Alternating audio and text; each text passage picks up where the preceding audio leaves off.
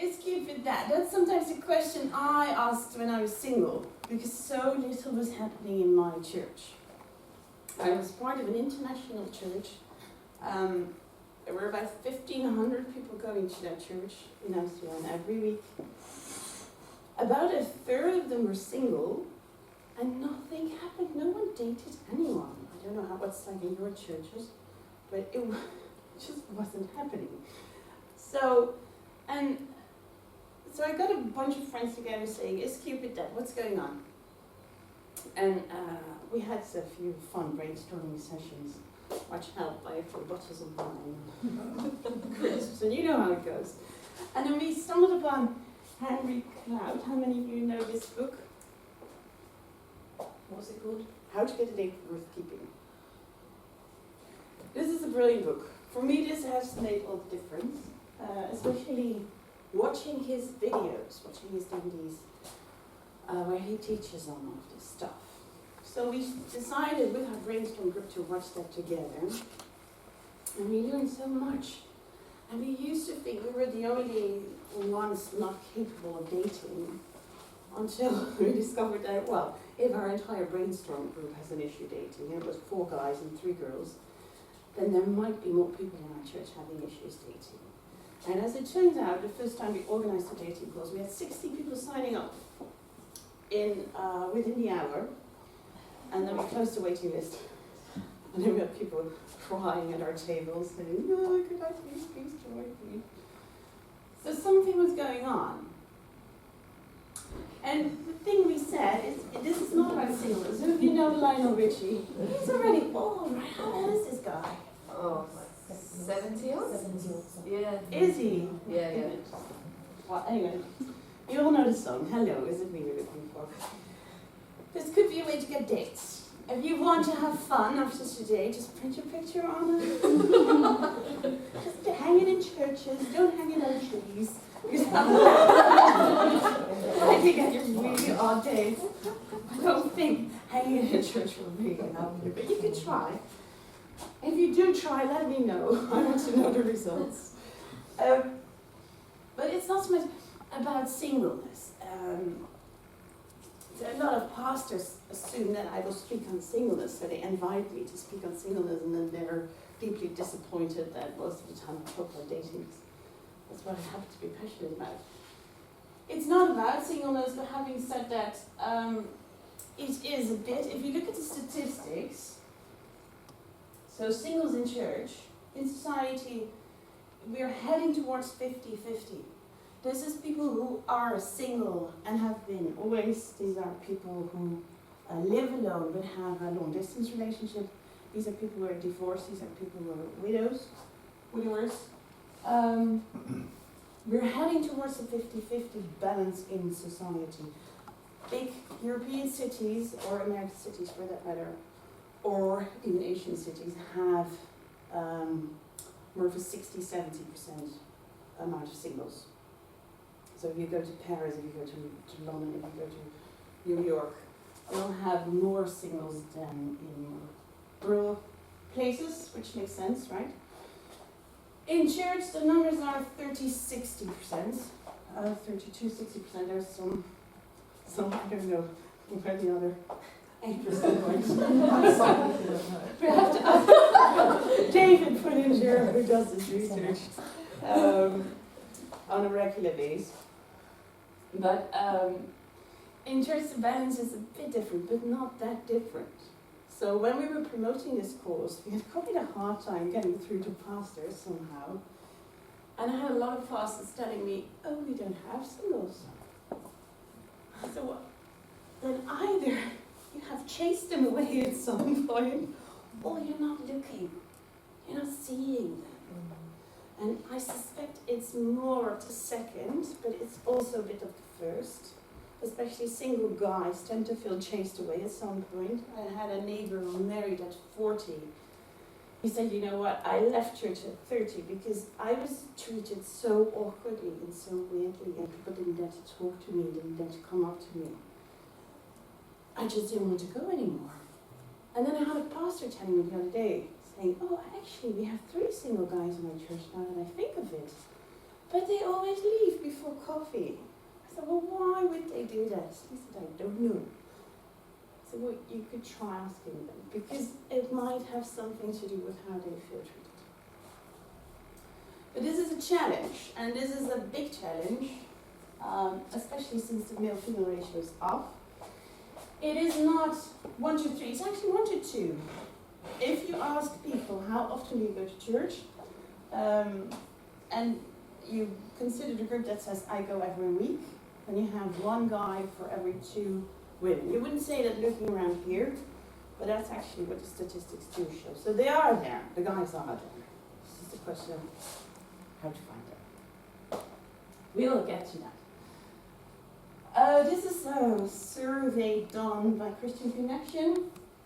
And Christian women say they struggle most with worries about not having children, wondering where the Christian men are, have it, loneliness, self-image, and dating non-Christians. Now, the whole loneliness, self-image thing, the 21%, that to me, as a psychologist, is not a shocking statistics. Because I think if you ask married people, it will be roughly the same. It will be slightly lower, but not that much lower. Dating non-Christians, obviously, is a big issue. We'll get to that. Christian men say they struggle most with sexual frustration, masturbation, dating, loneliness, and how do I date a woman without them thinking I immediately want to marry and settle down? Don't ask me who phrased it like that, but that's how it was handed to me. So, and it makes sense, right? If the balance is off, then guys will probably feel overwhelmed sometimes with choice and therefore back off. A lot of my male friends tell me that. They say, well, actually, when there's 5 girls, when I come into a church and there's immediately 5 girls around me, I just back off. I just leave. Because that's too much and I don't want to. We say no all the time. And then I say to them, well, actually, I think that's a lame excuse. You should just date all 5 of them. But that's my opinion. So dating and church. When asked, when did you last go on a date? People said, only 5% said I go on dates quite often. 36% says I have been on a few dates in the last year. 22% says I haven't dated for at least a year. And 32%, that's quite a walking statistic right there, says it's many years since I last went on a date. Now if I were to ask you the same, who would say I go on dates quite often? Okay, well done. Who says I've been on a few dates in the last year? Okay, well done. Haven't dated for at least a year? It's many years since I last went on a date. Yeah, so we have sort of equal statistics here. I am hoping that will change after today, but it's up to you. Don't worry, I will check on you. But I do think it is about dating. And that's why I do this stuff. So what do I talk about when I talk about dating? I would define it as getting to know someone with the purpose of seeing whether or not we want to be in a relationship. This sounds a bit formal, but I always want to have it sort of out there. If you talk about a date yourself, what do you think of? Can you sort of shout out to me? What's a date to you?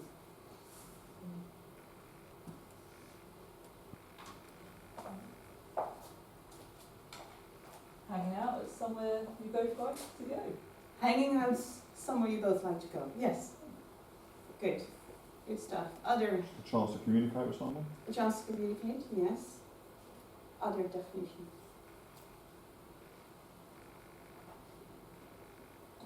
Trying to find out more about someone on a one-to-one basis.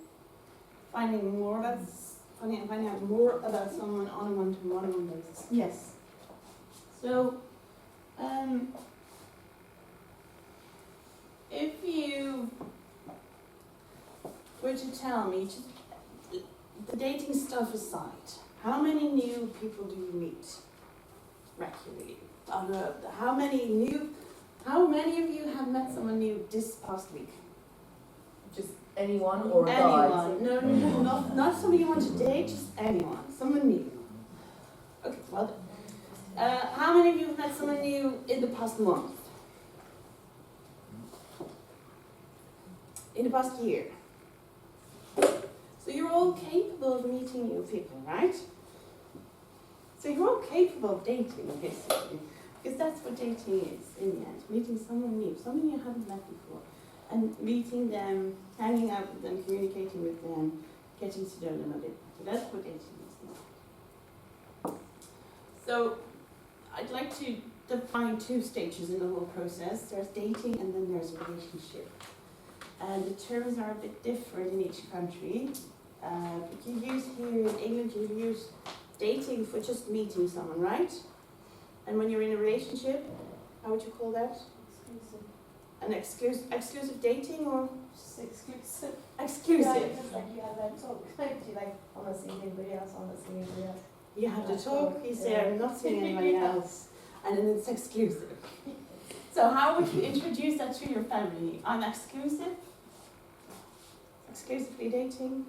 Please don't open there, how I'd introduce it to Oh, my yeah. family.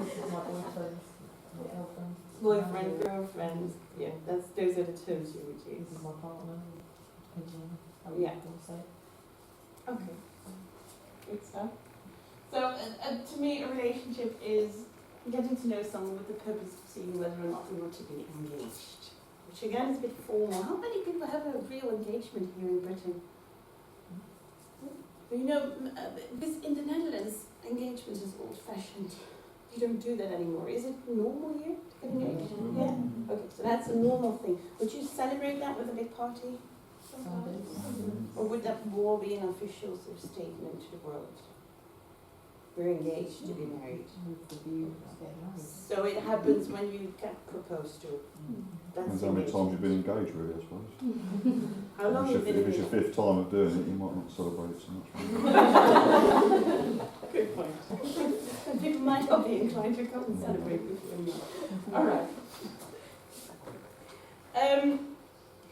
So the thing about dating is it's a process, right? You have A, singleness, B, marriage, and then there's sort of a road from A to B. But that's a road we hardly discuss in both in society and in church. Which I think is a big loss, because it's quite a confusing road for many. And I suspect for all of you sitting here, you would be sitting here if it wasn't so confusing, if it wasn't so troublesome at times. So there is a process involved in getting from A to B. And we'll talk about that, but not to expect a golden rule. I have this book, well, I have about 100 books, but on dating. But this one book says 10 rules to follow to lead you to the love of your life. 10 rules to follow, and then you will find the love of your life. It's a very spiritual book. So the message is, if you do all these things and you pray for it, then God will give you a partner at the end of it. So how many of you know such books, have read such books? No? Good for you. Well done. I wasted my time on talking about I wouldn't even give it house room. well done. And you're right. I mean, that sort of books absolutely suck, in my opinion. You shouldn't read such books, because there's no such thing as a golden rule. This guy says, I'm looking for a wife. Please stop and talk to me. I do think he's so adorable, though. You could try this in the Ashford Farmers Market, maybe. Right? There's this new BBC thing, Love in the Countryside. Yeah, no, I wouldn't mind a farmer. Well, Farmers Market would be a bit too but not to expect easy solutions outside yourself. It says here, resolutions. Me, what are you implying that I need to change? Well, buddy, as far as I'm concerned, I'm perfectly wrong. Is this Kelvin and Hobbes, right?